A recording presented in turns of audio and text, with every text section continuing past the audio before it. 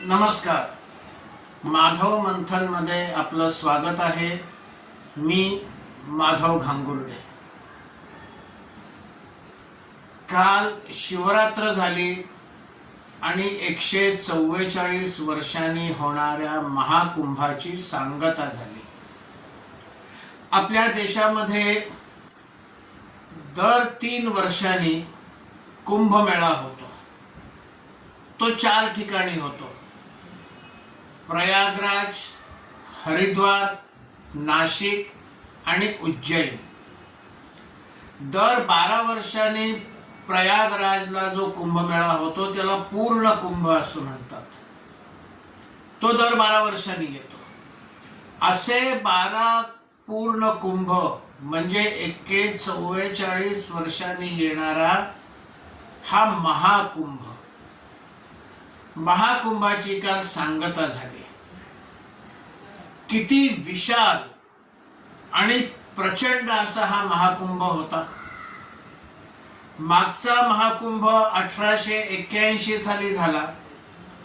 पुढचा महाकुंभ हा सन 2169 साली होणार आहे, अजून 144 वर्षानंतर.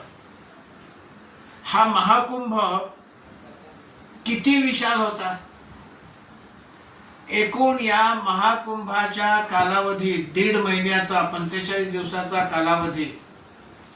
या कालावधीमध्ये 66 कोटी भक्त, यात्रेकरू यांनी या महाकुंभाला भेट दिली. याचा अर्थ जर सरासरी अंदाज काढला तर ॲट एनी गिवन टाइम कमीत कमी 2 कोटी लोक हे त्या महाकुंभामध्ये होते. त्याच्यामध्ये 13 आखाडे उपस्थित होते. किन्नर आखाडा देखील उपस्थित होता. अनेक आखाड्यांनी महाकुंभाच्या वेळेला ज्या नियुक्त्या करतात त्याही केल्या.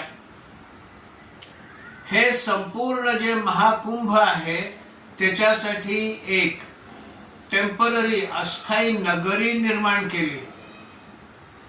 त्याची योजना बरीच आधी सुरू झाली होती. त्याची आखणी, त्याचा सर्वे, त्याचे अंदाज घेणं हे कमीत कमी 2.5 ते 3 वर्षापूर्वी सुरू झालं होतं. मायक्रो लेवलवर प्रत्येक गोष्टीचा विचार केला. मग किती काय काय लागेल हे सगळंच विशाल होतं. 66 कोटी लोक येऊन गेले हे आपल्याला आत्ता लक्षात आलं, पण ज्यांनी व्यवस्था सुरू केल्या, निर्माण केल्या, त्यांना एवढे लोक येतील याचा नक्की अंदाज होता. त्याशिवाय एवढ्या व्यवस्था उभ्या नाही राहिल्या. 40,000 हेक्टर म्हणजे 40 वर्ग किलोमीटर एवढ्या मोठ्या जागेवर ह्या महाकुंभाची अस्थायी नगरी बसवली होती. ह्याच्यामध्ये 18 वर्ग किलोमीटरचं पार्किंग स्पेस होती, वाहनं उभे करण्याची स्पेस होती. 31 पूल, अस्थायी पूल जे सैन्य बांधतं त्याला पॅन्टून पूल म्हणतात. खाली बॅरेल सारखे पोकळ हे बॅरेल्सच पॅन्टून टाकलेले असतात आणि त्याच्यावरनं पूल केला जातो. असे 31 पूल हे त्या ठिकाणी उभारले होते. 67,000 स्ट्रीट लाईट्स हे उभे केले होते. 1.5 लाख शौचालय ही उभी केली होती आणि 25,000 सार्वजनिक निवास जिथे लोक रात्रीचे राहू शकत असत अशी 25,000 निवास केले होते. त्या व्यतिरिक्त विशेष लोकांसाठी विशेष निवास व्यवस्था वगैरे आणखीन वेगळी.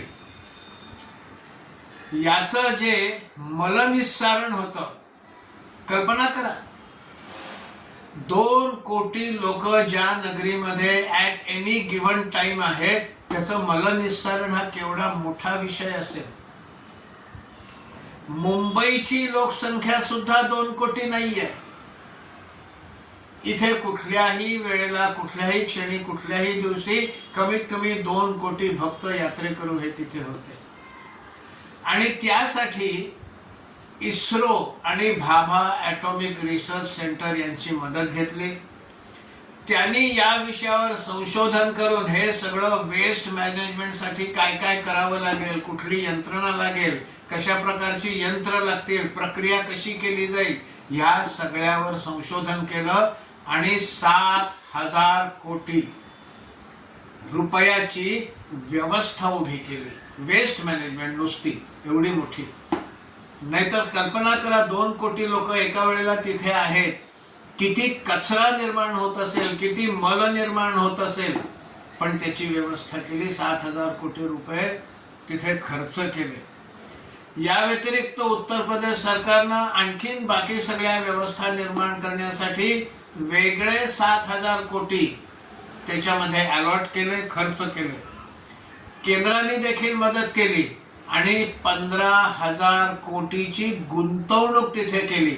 म्हणजे तिथे रस्ते केले, बाकीचं तिकडे मूलभूत सुविधा उपलब्ध करून दिल्या. असं मिळून 15,000 कोटीची गुंतवणूक केली. त्यातनं उत्तर प्रदेश सरकारला देखील बऱ्याच मोठ्या प्रमाणावर महसूल, असं म्हणतात तो महसूल किती आहे त्याचे अजून आकडे आले नाहीत, पण मोठ्या प्रमाणावर महसूल हा उत्तर प्रदेश सरकारला देखील मिळाले आहेत.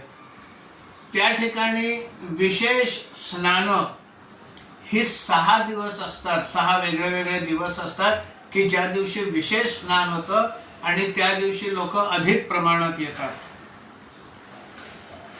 पहिलं स्नान 13 जानेवारीला पौष पौर्णिमेला, दुसरं स्थान मकर संक्रांत 14 जानेवारी, तिसरं स्थान मौनी अमावस्या 29 जानेवारी. मौनी अमावस्येचं स्थान हे सगळ्यात मोठं स्नान मानलं जातं आणि त्या स्नानाला 7.64 कोटी लोक हे एका दिवशी स्नान करून गेले. वसंत पंचमीला चौथं स्नान ते 3 फेब्रुवारीला, माघी पौर्णिमा 12 फेब्रुवारी आणि अंतिम स्नान काल म्हणजे शिवरात्रीला 26 फेब्रुवारीला हे स्नान झालं. या ठिकाणी राष्ट्रपती, उपराष्ट्रपती, पंतप्रधान, गृहमंत्री,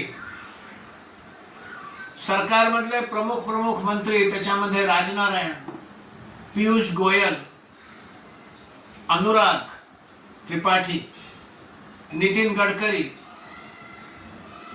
निर्मला सीतारामन असे प्रमुख मंत्री देखील येऊन गेले.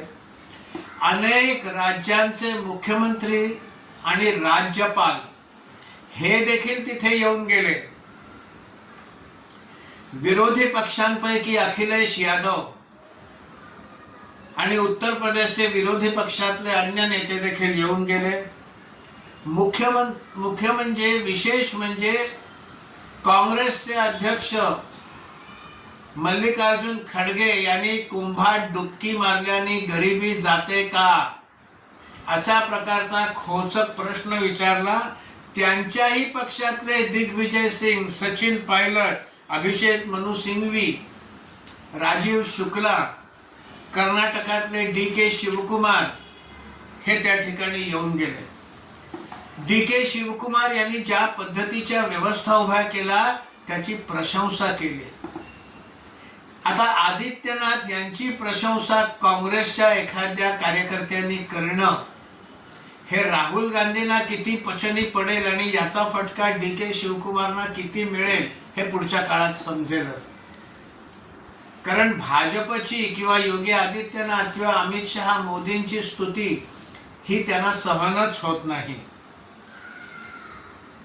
या दरम्यान अनेक उद्योगपती येऊन गेले. अडाणी येऊन गेले, अंबानी येऊन गेले, अनेक उद्योगपती येऊन गेले, सिने कलाकार येऊन गेले, परदेशी नागरिक सुद्धा मोठ्या प्रमाणामध्ये त्या ठिकाणी आले. राजस्थान आणि उत्तर प्रदेशची संपूर्ण मंत्रिमंडळ त्या ठिकाणी आली. या दोन्ही राज्यांनी आपली एक मंत्रिमंडळाची बैठक, कॅबिनेट मीटिंग ही त्या कुंभाच्या नगरीत केली आणि त्याचबरोबर अख्ख्या मंत्रिमंडळानं एकत्र जाऊन कुंभ स्नान केलं, त्रिवेणी संगमावर स्नान केलं. ह्या व्यवस्था सुचारू रूपाने चालाव्यात म्हणून डिजिटल महाकुंभ नावाचा एक ॲप निर्माण केला की ज्यावर तुम्हाला सतत रिअल टाइम इन्फॉर्मेशन, त्या वेळेला कुठे काय आहे याची माहिती मिळेल त्या ॲपवर. असा तो ॲप होता. नॅव्हिगेशन नीट करता यावं म्हणून गुगल सोबत उत्तर प्रदेश सरकारनं MOU केला. मग तुम्ही कुंभात कुठे आहे, तुम्हाला कुठे जायचं आहे, कुठल्या रस्त्याने जाता येईल, असं सीमलेस नॅव्हिगेशन व्हावं, कुठलंही अडचणीशिवाय तुम्हाला तुमचे रस्ते सापडावेत म्हणून गुगल सोबत उत्तर प्रदेश प्रशासनानं MOU केला. डिजिटल खोया पाया, हरवलेले लोक सापडण्यासाठी डिजिटल व्यवस्था केली. गावच्या जत्रेमध्ये सुद्धा लोक हरवतात, ते पुन्हा सापडत नाहीत. इथे तर केवढा मोठा कारभार, 40,000 हेक्टर एवढा मोठा त्या ठिकाणी हे नगरी वसवलेली. मग एखादा जर आपल्या मित्रांपासून, आपल्या परिवारापासून ताटातूट झाली, हरवलं तर त्याला सापडणार कसं, म्हणून डिजिटल खोया पाया व्यवस्था उभी केली आणि हरवलेले लोक पुन्हा आपल्या आलेल्या समूहासोबत किंवा कुटुंबासोबत पुन्हा एकत्र कसे येतील अशी व्यवस्था केली. आणि अजून तरी या कुंभमेळ्यामध्ये कोणी हरवलाय अशी बातमी आलेली नाही. हे फार चांगलं आहे. योगी आदित्यनाथ यांनी सर्वच्या सर्व आखाड्यांना स्वतः भेट दिली. तिथे आलेले सगळे प्रमुख साधू पुरुष, संन्यासी जे होते त्यांच्या भेटी घेतल्या, त्यांचा सन्मान केला. 45 दिवसामध्ये ते स्वतः 10 वेळा तिथे आले. व्यवस्थांकडे लक्ष दिलं, बारीक बारीक व्यवस्था नीट चालल्यात की नाही, आणि अन्य वेळेला देखील ते आपल्या राजधानीतून वेगवेगळ्या अधिकाऱ्यांना कुंभमेळ्यामध्ये सतत पाठवत होते, व्यवस्था नीट सुचारू रूपाने चालल्यात की नाही हे पाहण्यासाठी. आता याचा परिणाम अयोध्येवर देखील चांगला झाला. अनेक लोक हे कुंभमेळ्याला आल्यानंतर अयोध्येला जात असत आणि तिथे देखील मोठ्या प्रमाणावर गर्दी झाली. शेवटी उत्तर प्रदेश प्रशासनाला लोकांना आव्हान करावं लागलं की जे जवळचे लोक आहेत त्यांनी या वेळेला अयोध्येला जाऊ नका, कुंभमेळ्याहून सरळ आपल्या घरी परत जा. तरी सुद्धा लांबचे लोक जे होते ते अयोध्येला जातच होते. उत्तर प्रदेश आणि आसपासचे लोक देखील जरी आव्हान केलं तरी अयोध्येला जातच होते. आणि गेल्या वर्षभरामध्ये 700 कोटी रुपये हे दान पेटीमध्ये जमा झालेले आहेत अयोध्येत. आणि अयोध्येच्या त्या मंदिराचे जे प्रमुख आहेत त्यांनी तर असं म्हटलंय की किती पैसा गेल्या कुंभमेळ्याच्या काळात जमा झाला त्याचा तर अजून हिशोबच करणं कठीण होऊन बसलेला आहे.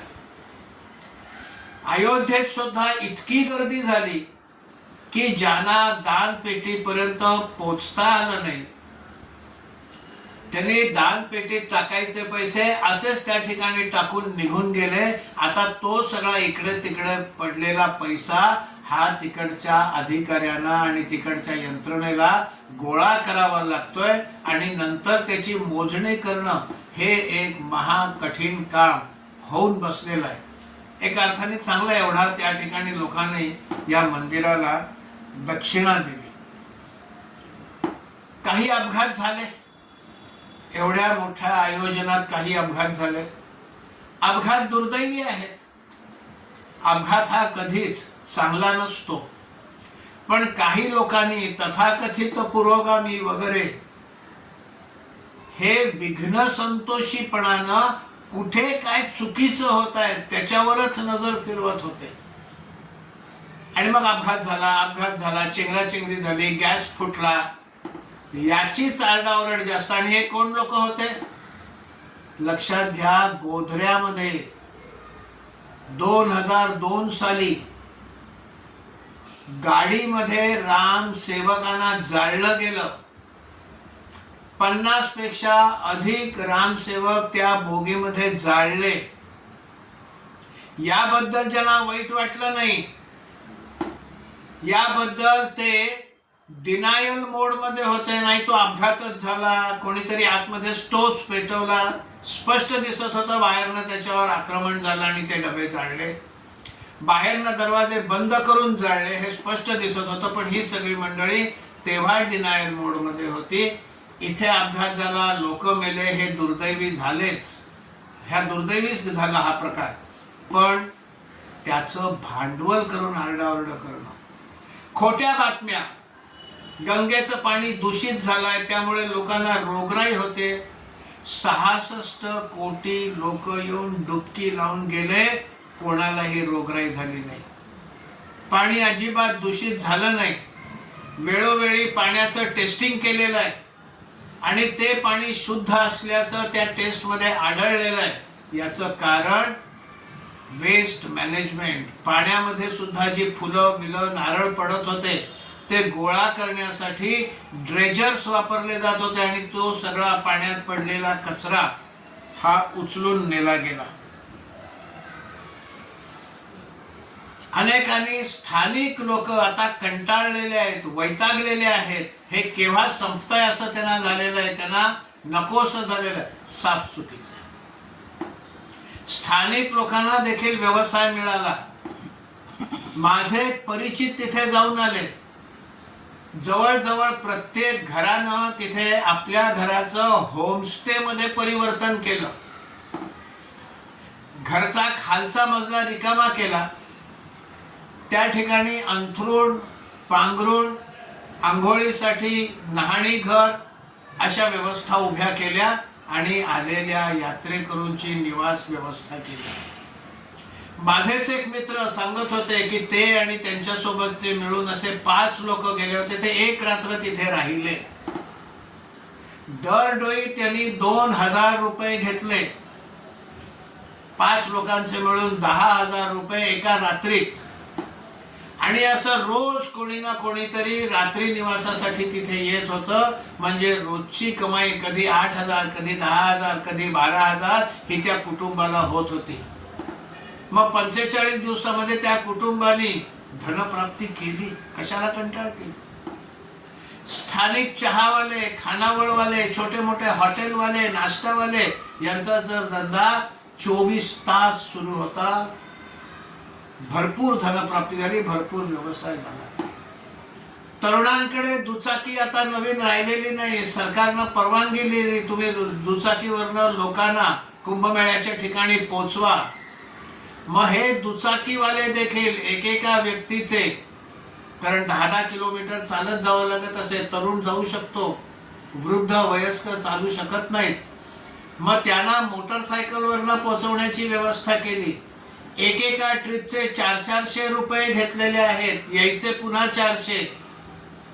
या तरुणांनी देखील दिवसभरामध्ये चांगल्यापैकी दर दिवशी ही कमाई केलेली आहे.